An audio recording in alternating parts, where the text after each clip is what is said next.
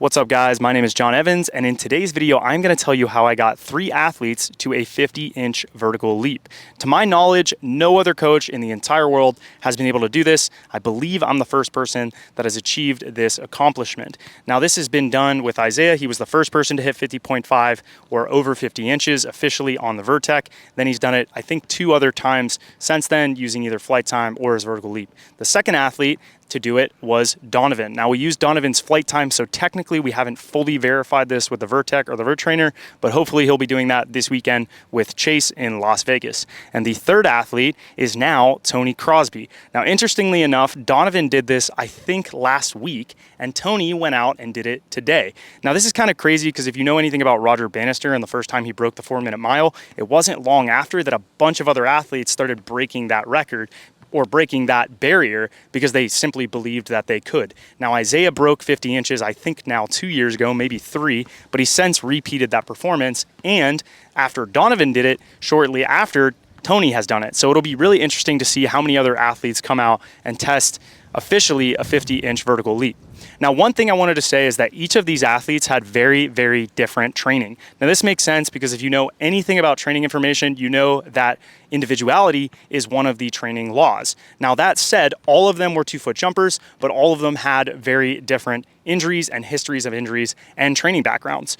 In Isaiah, we have someone that was a basketball player that is incredibly well trained and had an immense amount of 2-foot jumping. In Tony, we have a track and field background, but also a basketball guy who is kind of naturally a freak athlete. And then we have Donovan, who had a lot of low rim training similar to Isaiah, started as a 1-foot jumper, kind of took off a lot of time, but actually was a hockey player and then returned about 2 years ago to dunking, or maybe a year ago, and has since made insane strides. Now, Tony is very, very talented. He's someone that responds well to training. He needs relatively less volume than Isaiah does, and he is very fast. He runs, I think, a 4.38 hand time to the 40-yard dash, so he's probably around those low 4.5s, high 4.4s in the 40-yard dash when you're coming to a laser the way that the NFL would. He is a 1-foot jumper by nature, but has perfected his 2-foot jumping to the point where he's actually gotten this 50.5-inch vertical with the Vert Trainer. Now, Donovan is someone who is also very, very talented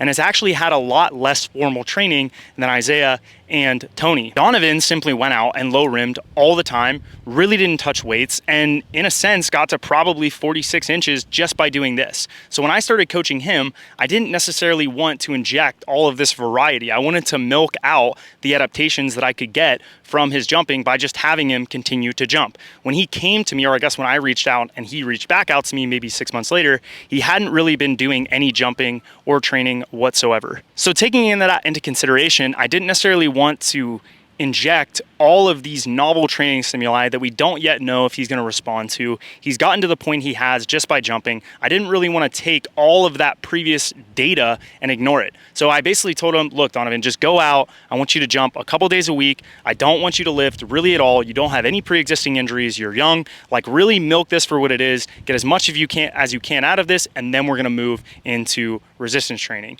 Now, when we look at Tony had a lot of formal training in track and field. His weight room experience was pretty considerable because of this, but he was also a genetic freak when he was in high school. So he was a basketball player. I think he dunked when he was 14 and like 5'6", which is pretty crazy.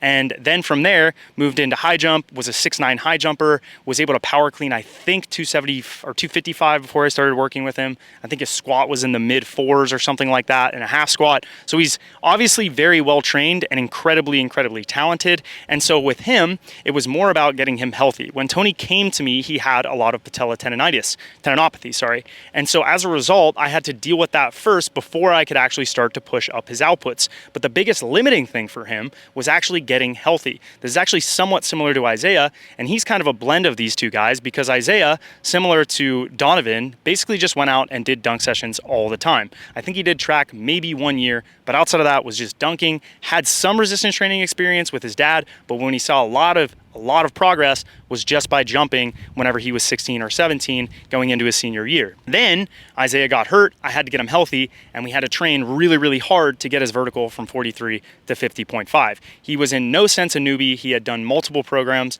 Specifically, he had done bounce kit for years. That helped his vertical improve probably 3 or so inches, maybe even more at that time. But to get him out of that plateau and healthy, we had to first get him healthy, and then two, we had to train really, really hard. So bringing me to that last person, Isaiah, as I said, we had to train very, very hard, probably much harder than either of these guys have trained. And the reason for that is because Isaiah has already built up a good foundation of training history. He started training with me in 2017, and as a result, I was able to push up his work capacity in that period of time to the point he could handle very, very high training loads. Now, Isaiah does have a history of injuries. He came to me with injuries, and then through trying to improve his vertical and improve his squat and improve his power clean and all these other indices that we see help vertical leap and explosiveness, little injuries have popped up, whether it was his back or his TFL. Those are things that we had to manage and then also try to push up his output. Now, Tony came to me, and after getting healthy, went into the slam ball season and basically just went through a load management setup and then got right into 3 days-ish a week of training after about 6 months and then deloaded. So it really took him about 11 months of actual training to hit a legitimate 50.5 inch vertical. And honestly, he might even go higher, which is crazy to say. But for him, in my opinion at least, and maybe he would say something differently, he's very, very genetically gifted. I'm not saying Tony hasn't worked hard, because he has, but in such a short period of time making such insane strides, it kind of indicates to me that Tony's potential, his genetic potential, is incredibly high, and he's a strong responder to training stimuli. He responds very well to strength training. He responds very well to power work. He's bench pressed 300 pounds. He's power cleaned almost 300 at his body weight. I think it's around 175. He's squatted 45. He's run a 4.3. He's long jumped 23 feet. He's high jumped 6'9" at his height. He is an absolute specimen. And to me, that says, look, you are very, very genetically gifted, but you've also nurtured that through doing track and field, and then further nurtured that through training with me, and obviously getting to the point where we're doing 3 days a week of strength training while he's playing a lot of basketball. So he is a little bit less on the, I would say, controlled side of things, right? There's a lot of other variables playing a role into this. He's had to make content. He's had a slam ball season. He's also playing basketball, and that's more or less added some variables that he himself has had to make slight adjustments to. You know, he's added some core work in here and there. He's added some yoga in to help his body feel better. And as a result, he's seen great adaptations. Now, when we look at Donovan, Donovan is on the far, far side, where he is incredibly, incredibly sensitive to training. He's incredibly sensitive to jumping, and he's also incredibly genetically gifted. Donovan does not have a formal background in basketball or track and field or any of these things. He was a hockey player, right? So all he really did was low rim, and that got him to the point where he was doing self-bounce under boths, 360 east bays between the legs. I mean, truly, truly ridiculous dunks. Now, granted, he is quite a bit higher, but if you've seen his dunks and how hard he dunks, he is incredibly, incredibly bouncy. I saw him for the first time in person in Dallas whenever we did dunk camp last year, and that was one of the most eye-opening experiences. Honestly, the first day he kind of shit on all the pros and then came out in the show and went crazy. But over the last year, we started finally to inject a little bit of strength training. When I say a little bit, I mean he lifted probably 2 to 3 times a week, jumped once a week or so, and then through that period of time has seen big drops in his vertical leap because of the training, right? Isaiah typically does see big jumps in his vertical when he trains hard, but it takes a lot of training to see those big drops. He basically has to be deep squatting in the 300s, he has to be power cleaning in the 250s, and he has to have a considerable amount of volume and intensity, essentially to failure on every other accessory lift before you start to see those big decrements. And even then, he can still jump 46, 47 inches. Donovan, on the other hand, if you hit him with any strength training, he really dies down. He loses a lot of vertical, he loses a lot of bounce, and honestly, at first, I wasn't sure how long it would take for it to come back, but after experimenting with it, it's about a 1-to-1 ratio with him, at least at the moment. Now, this is probably due to the fact that he has a lot less experience training. He was not a track and field athlete like Tony, where the sport is working out. He's not had the training experience that Isaiah has over the last 7 to 10 years, or even more. He could probably argue, I guess, since he was 14. So maybe 12 years of training experience.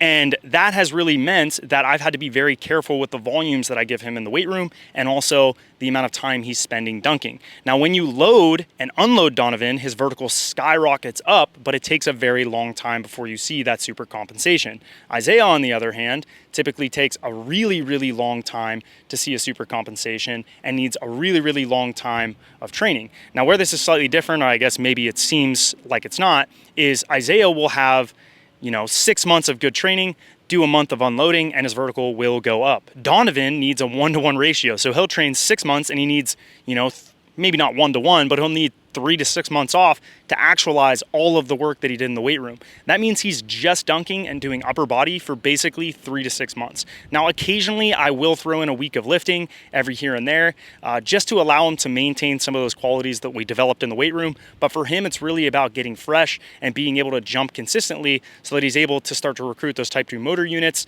improve his coordination, not have compensatory kind of patterns happening. Again, where Isaiah is someone that he needs a lot of training. I'm talking 6 to 8 months to make half an inch improvement on his vertical. And even getting back to that vertical requires him to train quite hard and unload for about 2 weeks to about a month before he bounces back and is jumping close to 50 or more than 50 inches. So that said, guys, that's the video. All 3 athletes trained very, very different ways to get to this point of a 50-inch, coveted 50-inch vertical leap. That said, guys, if you are interested in getting coached by me, you can go to THPStrength.com and check out some of the packages. They're super affordable. I don't know anyone else that is at this level as a coach and works with athletes at this level that has had this success, that is charging just $100. Most people are charging $200, $300. So if you want my expertise and you want access to my team, go to THPStrength.com and consider signing up. See you guys.